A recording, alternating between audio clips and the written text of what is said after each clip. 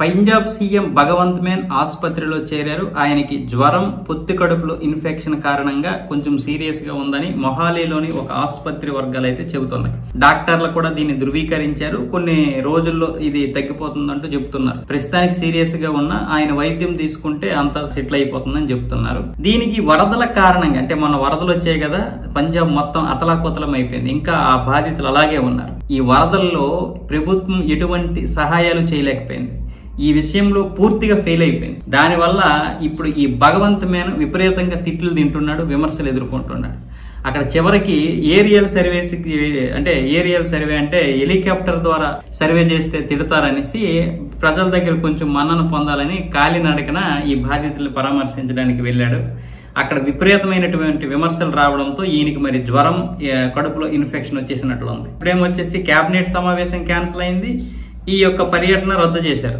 ఆరోగ్యం బాగపోతే ఎవరు మాత్రం ఏం చేస్తారు, కానీ మంత్రులని పంపించమంటే మంత్రులు ఏమొచ్చేసి గోవాలోన వాళ్ళు ఎక్కడో బయట తిరిగినటువంటి దేశాల దగ్గర ఎంజాయ్ చేసినటువంటి విషయాల గురించి మాట్లాడుకుంటున్నారు. ఇలాంటి మంత్రులు ఆప్లో ఉన్నారనమాట. అయితే ఇప్పుడు విషయం ఏంటంటే, ఈ యొక్క వ్యతిరేకతని, విమర్శల్ని ఎదుర్కోలేక ఈ విధంగా ప్లాన్ చేశారు. ఒక రాష్ట్రం వరదల్లో మునిగిపోతుంటే, సరే వర్షాలు పడినప్పుడు, వరదలు వచ్చినప్పుడు ఎవరము ఏం చేయలేం.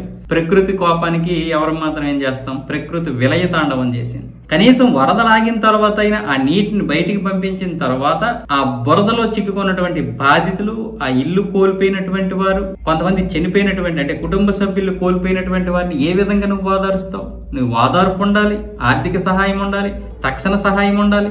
ఏమీ చేయలేకపోతే అదేంటన్నట్లుగా మాట మాటకి కేంద్ర ప్రభుత్వం మీద పడ్డమే తప్ప రాష్ట్రంలో జరుగుతున్నటువంటి నిధులేవి?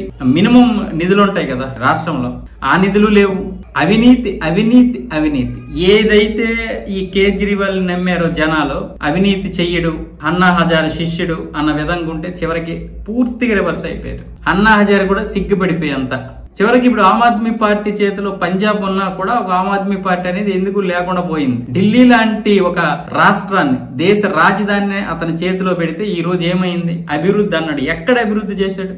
వర్షాలు వస్తే ఈ రోజు దారుణంగా ఉంది ఢిల్లీ పరిస్థితి.